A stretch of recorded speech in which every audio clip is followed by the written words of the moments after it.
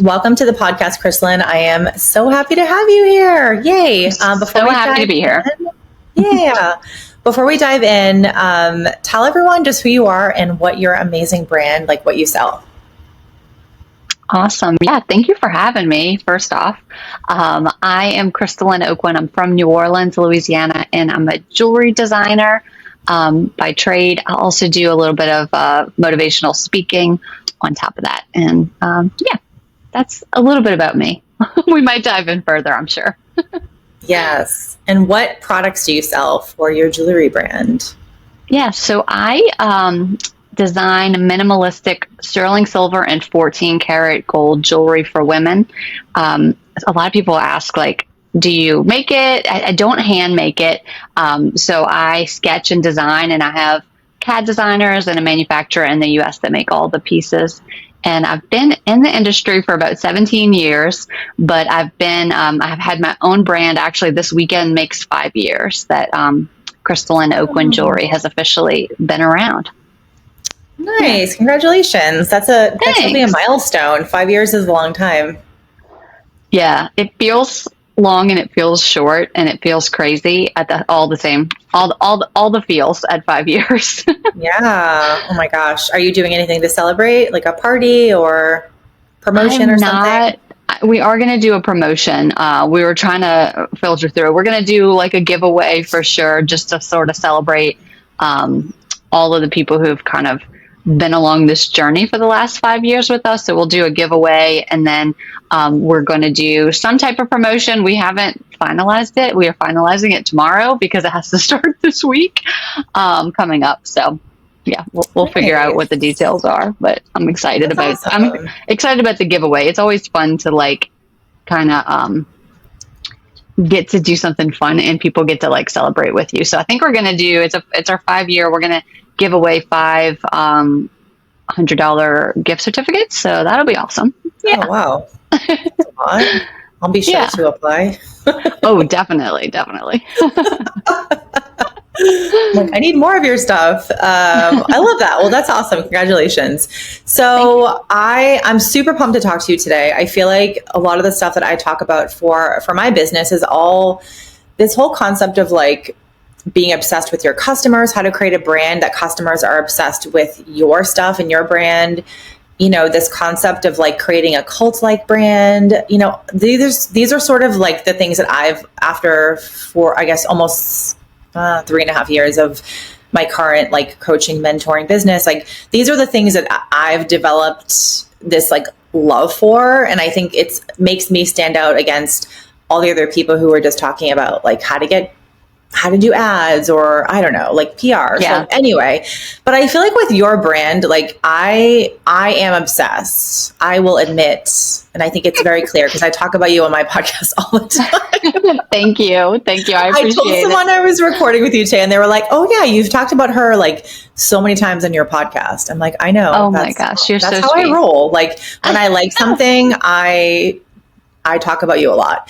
So now that you just said that, you're going to be on my list because we are just rolling out like an affiliate program for specifically customers that are like, so we're making our list right now. So I'm sure you're already on the list. My assistant's been putting it together, but I'm going to make sure you have a star by your name because we're excited to roll that out. Oh, that's awesome. Yeah. I love affiliate marketing it's so good. It's so good.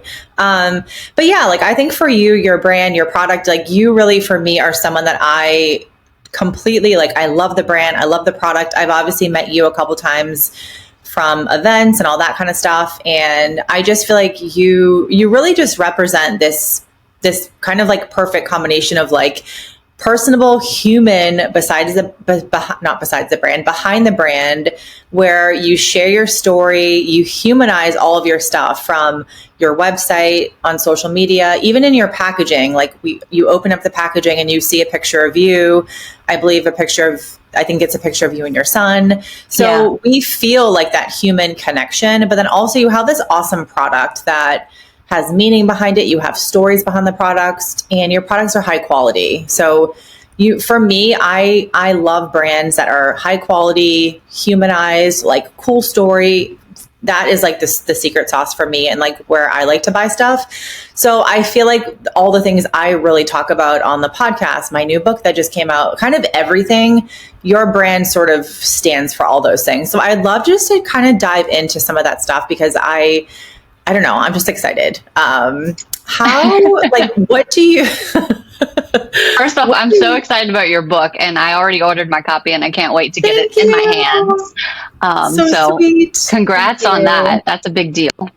Thank you so much. I'm happy it's like out into the world. It's been a journey, like getting it finished and the self-publishing and all that. So it's definitely, it's been a lot, I'll say. So I'm very happy I don't have to deal with the publishing stuff anymore because it was kind of a nightmare, but I'm really happy to share the frameworks that like I truly believe people need to know, which I think a lot of people just, they're too focused on, I have to do ads, I have to do Instagram constantly, where instead, creating connections with your customers, sharing your story, kind of like customer retention, customer loyalty. So anyway, thank you so much. So, I feel like I can sit there and ramble about that.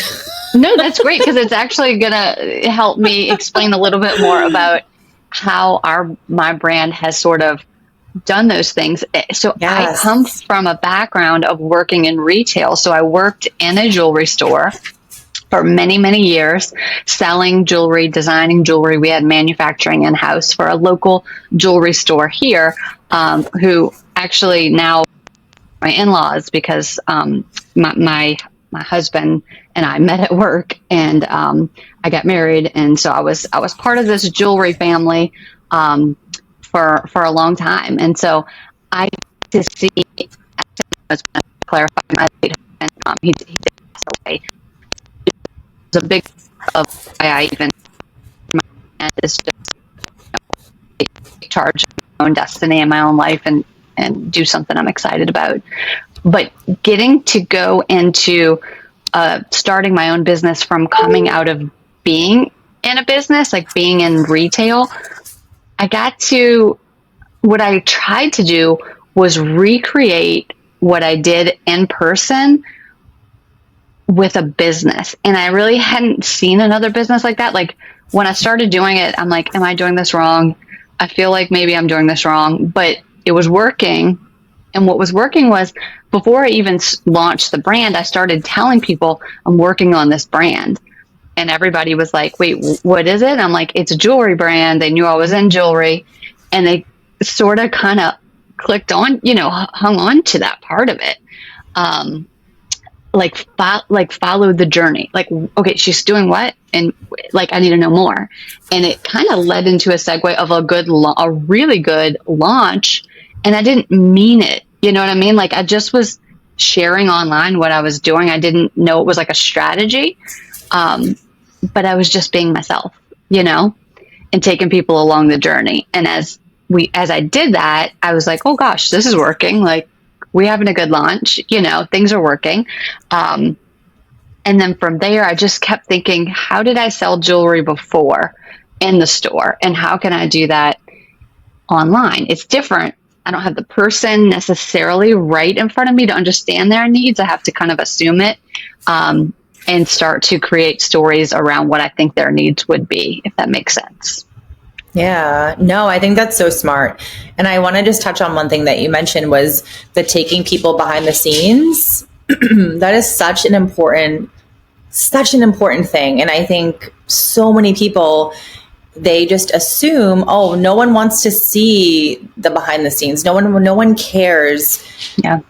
How I'm designing my packaging, or no one cares like all the things that I'm doing. And like, I would argue that,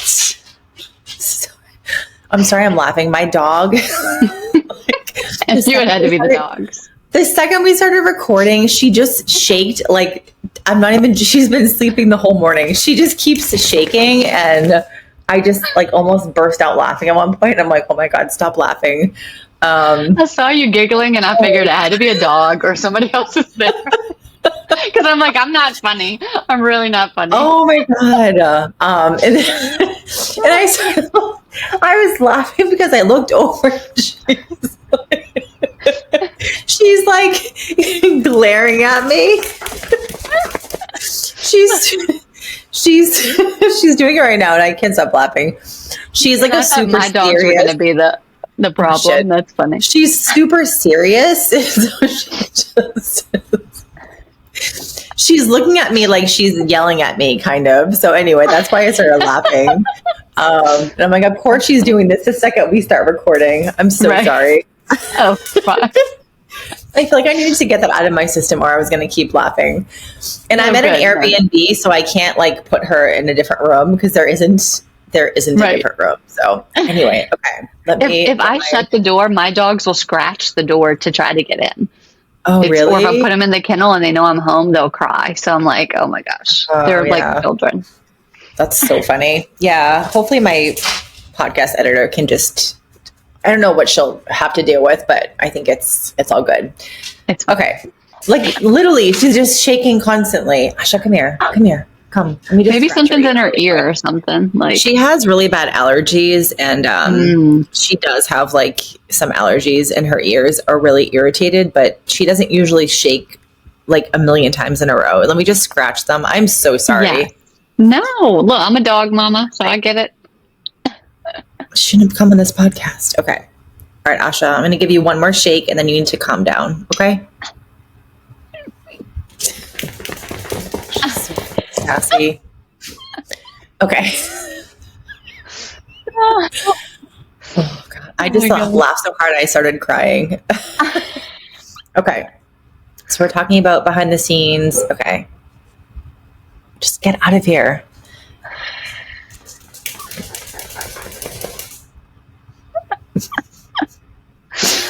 Oh my God. You're like, this is crazy, this dog. And I keep thinking I hear my dog behind me, but I think it's my chair. I don't see mine. All right, good. She just lay down, so I think she's done. Oh, okay. That was so ridiculous. I'm so sorry again. Okay. I'll just start talking and just make a note. Actually, I'm going to make a note here. Start at 12:20.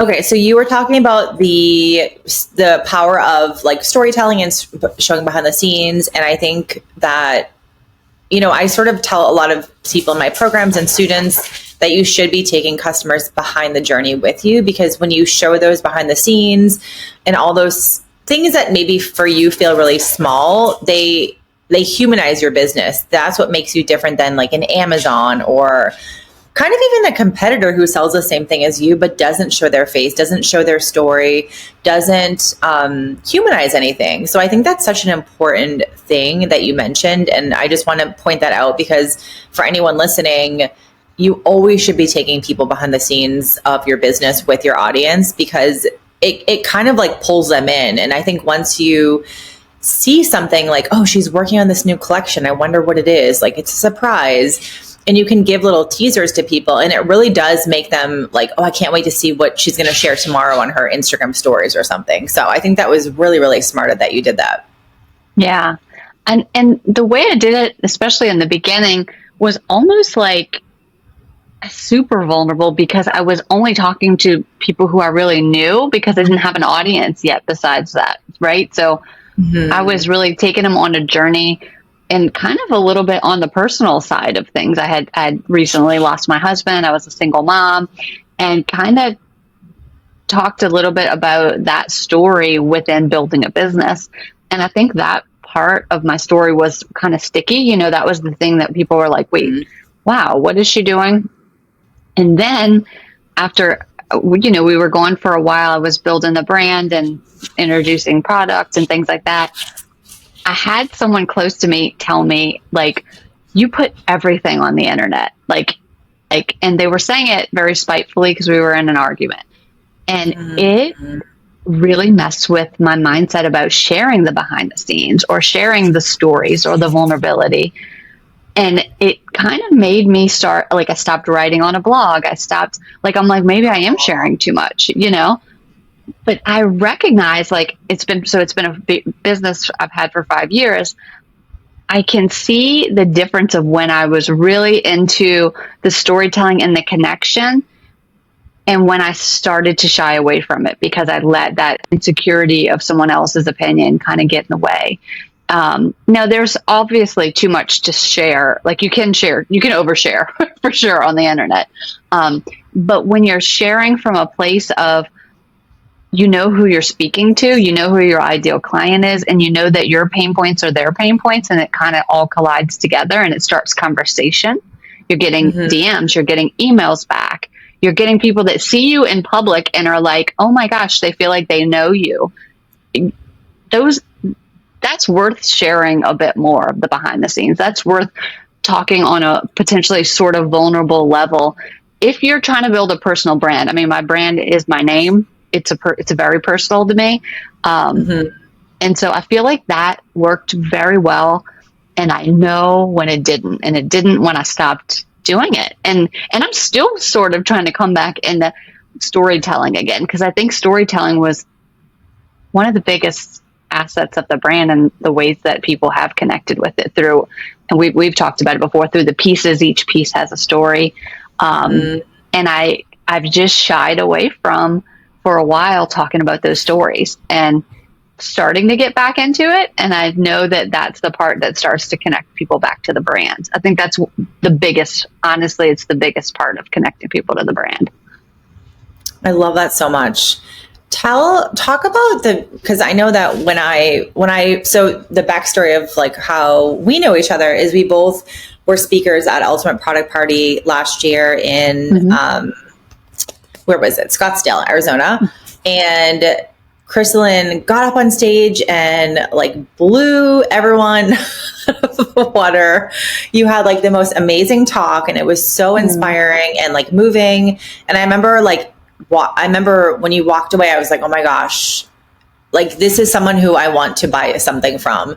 And you just had this great story, but not only your story, but I think also sharing your story and like why you started the company, but then really like inspiring other people to just go for things that were scary, or, you know, taking tragedy in life and like kind of finding the positive or you know, something like that.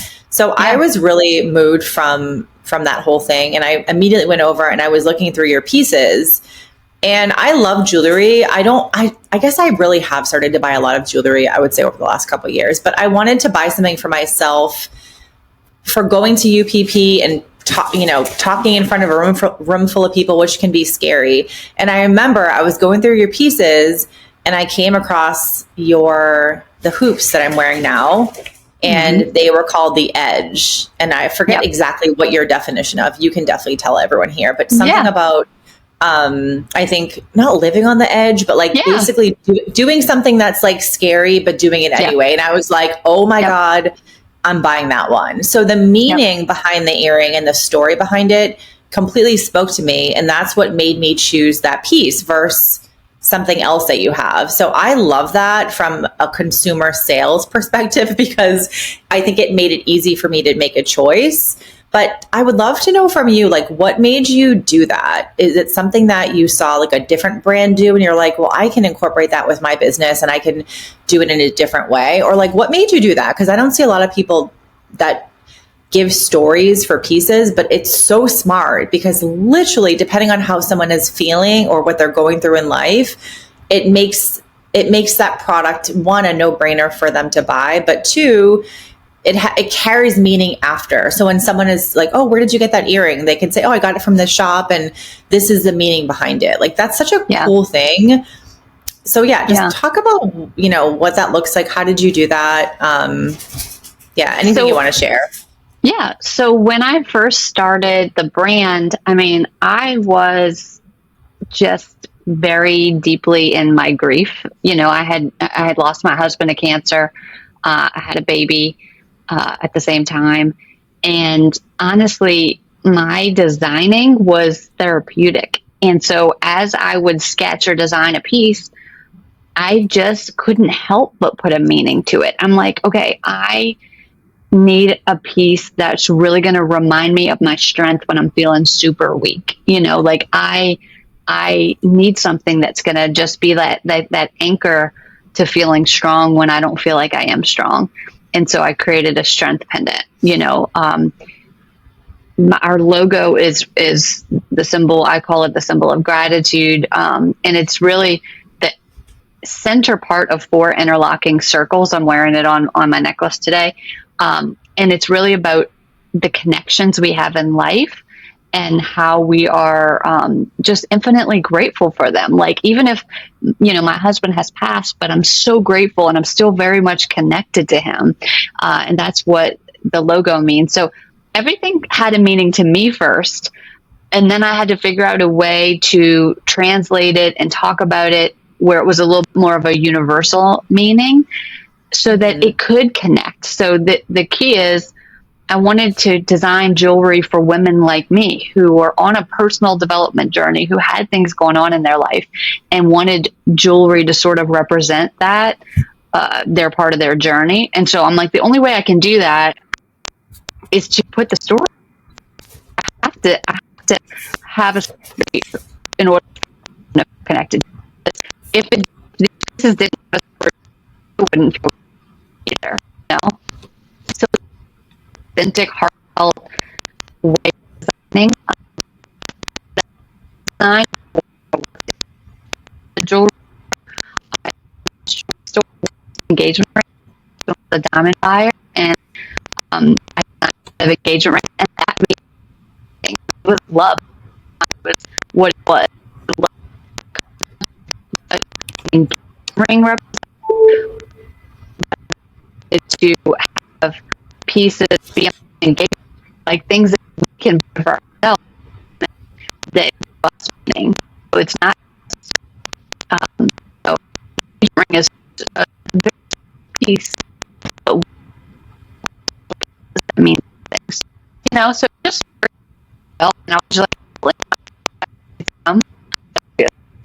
I started the band, and I just felt that too. They had their own. They didn't lose a spouse, but they had their own emotional journeys and needed these anchors for different reasons, Yeah. Oh, I love it so much. And I think it's so smart that you did that, because I think, in this whole e-commerce land of other competitors and Amazon, people have so many options for buying things. And I think with jewelry, like, it is a saturated space. There's a million jewelry brands. That doesn't mean that you can't have a brand that people buy from and stand out. But I think by naming the pieces and just having these like really impactful stories, and, you said you were on a personal development, I think you said personal development journey or mission or something. Mm-hmm. And I love that, because this is what I think I think you do so many things right, which we're going to talk about. But I think this is one thing that does make your stuff stand out against all the other people. And I don't really know anyone else who does anything like that. So I think, one, it's just really, really smart, but I think it's a way for people to also remember, just like I talked about with with the hoops that I'm wearing right now. I don't know if we're going to put this on video, but maybe, whenever people will ask, I like your earrings, where did you get them? And I'll say, and I always share the story, like I'll briefly, not in like so much detail, but just tell why I bought them, Mm-hmm. And so it's a way for me to remember the brand and the meaning. And I think once someone hears that, they're like, oh my God, that's so awesome. I want one too. Because they're also like, oh my gosh, I need to do more brave things in life or whatever. So I think it's such a smart, like, marketing tactic, sales tactic, but also something that makes you stand out against all the other boring vanilla jewelry brands. And if you're listening, I love you so much. But we want to be different than our competitors. And I think by having these like stories attached to the jewelry, it really does make you stand out. So, and I think another thing too is just the memorable piece, because I think we are inundated with, advertising and stuff on social media, and we can remember a brand specifically, like, oh, that's the brand with that, the edge bracelet or the edge earring that, inspires you to do this. I think it's just a way to remember. So the other so smart, real honest reason why I wanted to attach a story also is because I design 14 karat gold jewelry, like solid gold. It's in sterling silver. So it's an investment. Mm-hmm. And so I know that when a woman, comes to my website or goes into a retail store and sees my jewelry, that it is an investment. And so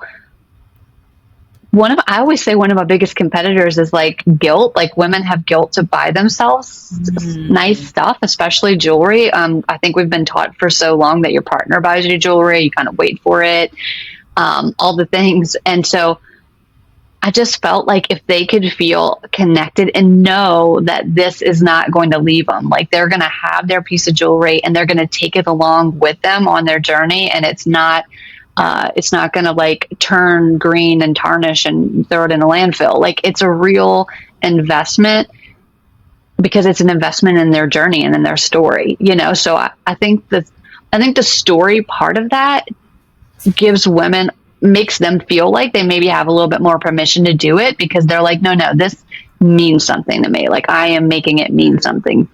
So I think that helps for sure. I get a lot of women who like are celebrating something and they want to, or they'll give themselves a goal and they hit the goal, and to celebrate, they get their piece of jewelry or, just milestones, or to represent children, or I've had people represent pets, like, just different things that they want something that means something, they want a piece of jewelry that means something for. Oh, I love that so much. That's amazing too. And I do agree with like the investment piece, but also, I was telling you before we recorded, I bought these earrings from you May of 2022. And I think unless for some weird reason I wore something else for like a day or two, I've literally worn these every day since May of 2022. They are like my staple jewelry. And I think it's because there weren't like a $20 pair of earrings that you're like, whatever, I think when you buy something that's a little bit more money, there's value, there's a cool story. And I love the fact that like I bought those for myself after doing something scary at a milestone in my own business. And so these earrings, not only are they just something that I bought, but they have a true meaning behind it. And I love that so much. But I will say, when you pay for something that's good quality and it is a little bit more expensive, you do actually wear them. And like I said, I've worn these every day since May of 2022. Yeah. So and you can wear it. Yeah, that's the great thing. It's solid gold. So it's not, you don't have to worry about if you jump in a swimming pool with it, or, you literally can live with it, travel with it, and do all the things. But it's sometimes that's a hurdle in our business for sure, is pricing, because there's not a lot of transparency sometimes with brands. So if you go on some jewelry brands website, especially on like, because I don't know, gold or silver, like those are your options. And I'm like, this can't be gold at this price. Now I know, gold is the highest it's been since I've been in the industry. It's insane right now how expensive it is. But I'm like, this can't be. And it'll be like, it'll say 14 karat gold. Sometimes it'll just say gold. And then you got to go into the fine print to realize that it's plated or it's gold filled. Yeah. And it's so frustrating because it puts this idea in the market what gold maybe should cost, but it's not really gold, So sometimes I have to do a little bit of explaining what the difference of like solid gold is and a gold plated piece, And we haven't gotten into any, I don't know if we'll ever do like a gold filled or a gold plated or anything. I love the option of a lower price point. But I just also love the heirloom quality of having, something that's just like a noble metal that people can just really enjoy and wear forever, every day, Yeah. So, and I think it like separates you from all the other people who are doing like either a lower price point or, I honestly don't know a lot about the gold filled versus someone else in one of my programs. She sells veneer. No, what's it called? Not veneers. Something with a V.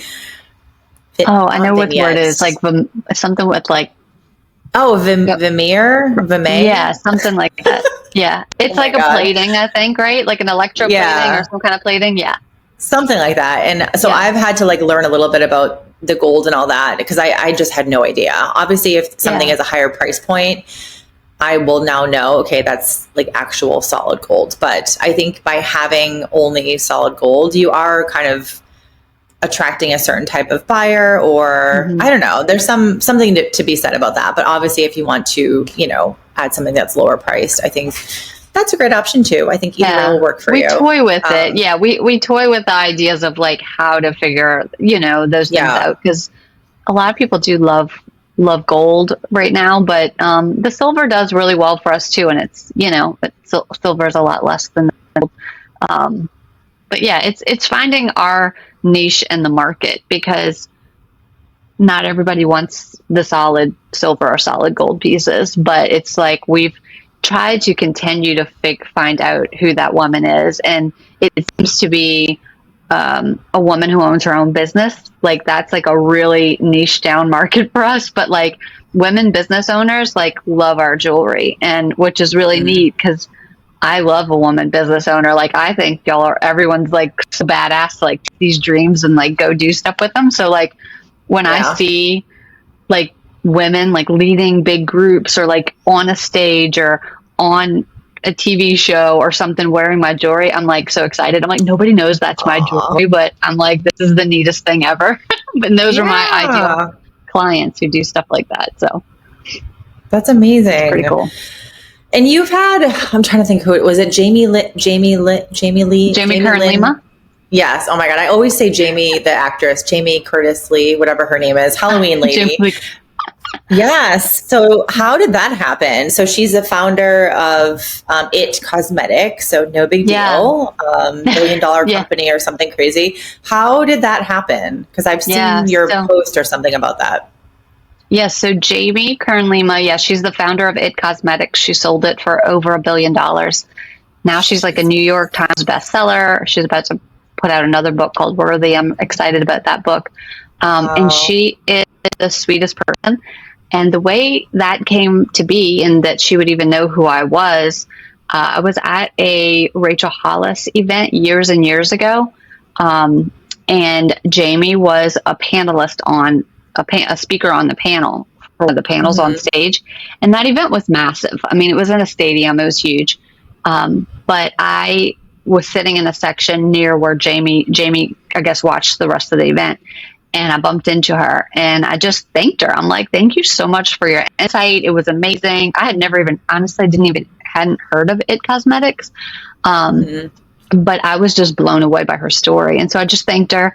And then afterward, I took a picture with her. She was the sweetest person. She's like looked in my eyes. I like told her and then after the event, some of the girls from the event, actually a lot of them got together and they really wanted me to design a piece of jewelry for that event. From Jen Hatmaker, one of the speakers, told us this story about sisterhood that happens with elephants. So they wanted me to design an elephant, which if you know my jewelry is like not minimalistic at all. But I'm like, if enough of y'all want that sisterhood elephant, like I will make it because I can, but it's just not my normal brand style. Anyway, so we made one. It was amazing, and it still does well. But I wanted to give one to Jamie because she was there. She heard the story. So I reached out to her on social media and was like, hey, we met at Rachel's event. I'd love to send you this elephant. The girls from the Rise conference wanted me to make it. And she's like, I think this is amazing, but I don't want you to give me one. I want to buy it. And so she's like, send me the link to your website. So I sent her to my website. She bought it.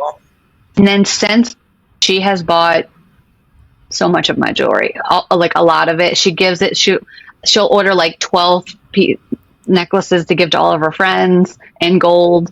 I've been to an event where she literally gifted the host of the event one of my necklaces on stage, and then she was speaking at the event. Then she proceeded to tell the whole crowd my story. Like she's just got a heart of gold. So when I see her, she speaks on Tony stages. She's been interviewed on Mel Robbins' show. Like she's all on Ellen. She's like wearing my jewelry. I'm like, this is insane. Oh my God. But she's amazing. Heart of gold.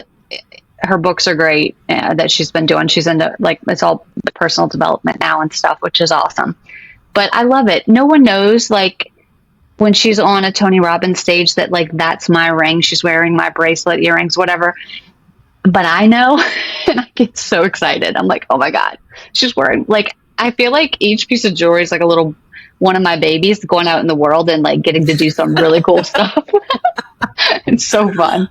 I love that. That is so awesome. I love it. One of the things she told me, and really it made me connect with her, is when I wrote a little post on Instagram about meeting her, and then she commented, and I was like telling her story on my thing, and she's like, she wrote something.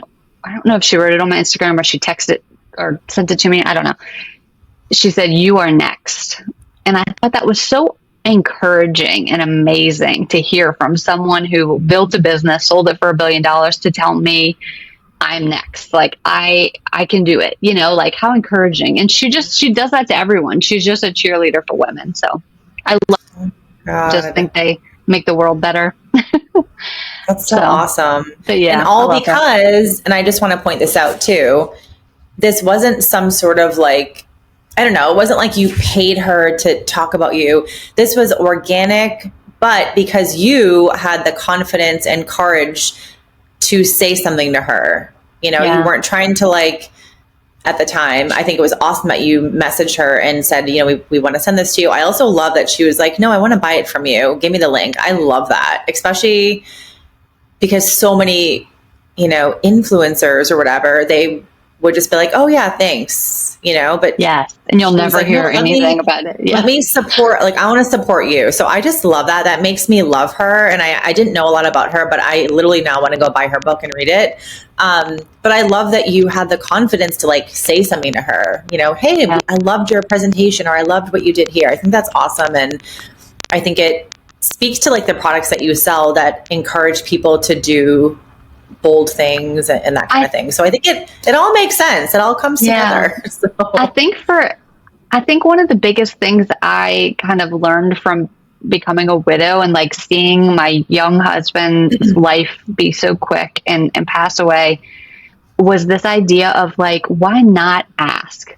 Like, why not just do the things you want to do? And if you're not sure, like if you need permission or you need someone's buy-in, or ask, because if we don't, the answer is an automatic no. And if we do, we might still get the no. I mean, we might get the maybe, we might be the yeah, we might be like what I did to you, poor thing. Carrie's like, you want to be on my podcast? I'm like, I would love to be on your podcast. And then it's like crickets. I don't fill out your thing to sign up. And you're like, what's the problem? And I'm like, please keep bothering me because I am going to keep forgetting because I think I have ADHD. But it's the relentless of what we want. This is life.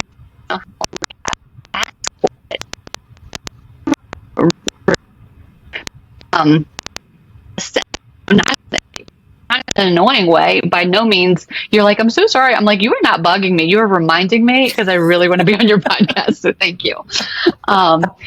But we got to do that. That's how we get things, and you know, in life that we desire. So I hope anybody listening to this, if that's all you take from today, is do it. Ask the question. It might be from your partner. It might be, I don't even know. It could be from your kids. It could be from anybody, but ask for what you need or what you want, because you might get a yes, you know? I love that so much. Yeah. I have my own, I don't want to like take up so much time on this, but there was a certain dream podcast of mine that I like dreamt of being on. It was like, number one, I've been a supporter of this person for years, just obsessed. And I pitched myself for a year and a half, probably over 10 times of sending different emails. And then I think it was about a month ago, I got an email from his team inviting me on the podcast. And come to find out that they never even got my pitches. No way. And I still don't know actually how they even found me to invite me on. I don't care. I'm pumped. Right. But when I was chatting with the girl who was booking it, because I was like, oh, like they never actually confirmed the topic of what we're going to talk about. So I was like, oh, is what we're going to talk about what I pitched about? And she was like, oh, who did you speak with on our team? I'll find the pitch or something. And I was like, no, I didn't speak to anyone. I just emailed you 700 times like a stalker. And it might have just been going to their spam. Yeah. And that's sort of what happened. She was like, and then she finally was like, oh, we actually switched his email about a year ago. So we didn't actually get any of those emails. And then she gave me a tip on, by the way, maybe don't put this in your subject line next time because your stuff got filled in with our spammy. She said they get hundreds of pitches a day. And so, yeah, but I attribute all of this to I don't want to use the word manifestation, but like you put something out into the world over and over and over and over and over. And I wrote it down in so many journals, notebooks, people that I've worked with saying, this is my dream podcast I want to be on. And it was one of those podcasts that it feels really big and scary. Like I probably will never be on. And then they asked me, and the podcast I recorded with him 2 weeks ago or 3 weeks ago, it comes out in December. And it was like, it's a testament of be fucking persistent. If you want something, don't stop at one no. Keep going, keep asking, keep pitching yourself, keep whatever. So can we know who it is yet or not yet? Pat Flynn, SPI podcast. Oh, wow. Yeah. Are you excited? So, it's not out yet, right? No, it'll air in December. When I got the email, I was like, I'm sorry, is this fake? What? Right. What? I was like, oh my God, I literally started crying. Because literally it was like my dream, like number one. And like it's just one of those things where when you write it down and like you write it down years from the past and then you never really think it's going to happen. And then you work hard and you show up and you're consistent. And then all of a sudden years later, it happens. Like you just never know. Like I'm sure you never were like, my jewelry is going to be on this like celebrity business person, and then she's going to be gifting it to people. Like you just never know. But if you hadn't have said hello to her, and then if you hadn't have reached out to her, it would have never happened. And it's all because you took action and you did something that was kind of scary. So I love it. And I definitely love just making people feel like they can do the scary things because you can. Like we all put in the work to do the things. I'm sure the first time you got up on a stage, you were probably terrified. And then maybe the next time it was like a little bit less scary. And, it's like a stepping stone to, I don't know, just do things that are scary. But and that's exactly why the earrings we both have on. I have the bigger version, I guess, of the edge earrings. And I wear them all the time because I struggle with pushing myself. I struggle with staying in the safe zone and not, asking for what I want. Like I have to have that constant reminder. Like I know it, but I'm scared. And so I'll like play the safe route. And so like literally when I put my jewelry on in the morning, I think about it. I'm like, okay, if I got to do hard things today, I have to push myself. Like I have to remember that it gives me the outcomes, that I want. And sometimes it doesn't. Like sometimes you get the opposite, you get rejected or whatever, but I think it's all working out. Like even the practice of asking and we're told no, it's like you keep practicing that and you're told yes at some point by something that could be even bigger and better than you dreamed, which was for me with Jamie. Like I didn't expect her to do what she's done, for me. And she does that for a lot of people. It's just who she is, but I think like you said, it's just that initial, like taking a chance and talking to people, and asking and opening up. So I love that so much. I feel like there's like a million other questions I want to ask you. But maybe that can be for podcast recording number 2, like next year. But tell everyone where they can find you, where they can find your incredible jewelry and just support you along your journey. Where can they find you and where can they buy your stuff? Thank you. Yeah. So, my website, the easiest way to get to it is womenbuyjewelry.com. You can also do CrystalynAucoin.com, but that's really hard to spell. So we made it a little easier. And then on Instagram, it's Crystalyn Aucoin Jewelry, and also on Facebook. So I'm mostly on Instagram if you're into social media. But yeah, that's been kind of the best place to catch us. And I'm trying to think if there's anything else. No, I don't know. I love it. Well, thank you so much. It's so awesome to have you on here. And thank you for not being annoyed by my multiple DMs and asking you. So see, but oh my like gosh, we talked about today, we gotta bug people, and people are busy. People have lots going on, and sometimes they just forget, and you have to ask them again. So this is like a perfect example of that, because and I am super grateful. I love your podcast. I think you do amazing things. So like, I needed that consistent like kick in the butt to like fill out the thing so you can get on the podcast, because I'm just excited to be on here. Thank you. I love what you do. I cannot wait to read your book. And I just appreciate you so much. I feel like I could talk to you for like hours. Oh, you're so sweet. Thank you so much. I love all of that. So I appreciate it, but so happy to have you here and just sharing like a teeny bit of all the cool things that you're doing. So thank you so much. Thank you so much too.